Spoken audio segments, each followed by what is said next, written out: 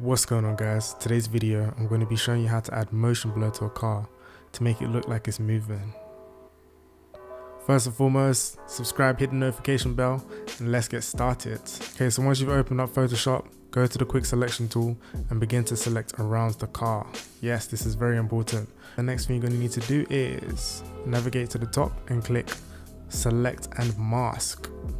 From here, you're going to adjust the smooth and feathering as necessary. It depends on your image, but just go through it and make sure it looks sensational.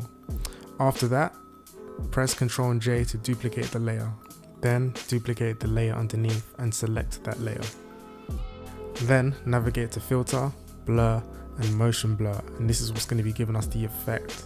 Sensational. Adjust the angle and distance as required and make it look as sensational as you would like. For me, that looks around right.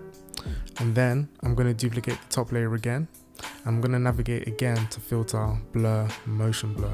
The reason why I'm going to do this is because I'm going to lower the distance just a little bit to add a bit of motion to the actual car itself so it doesn't look super fake. Once you're done, enjoy your image. Super sensational.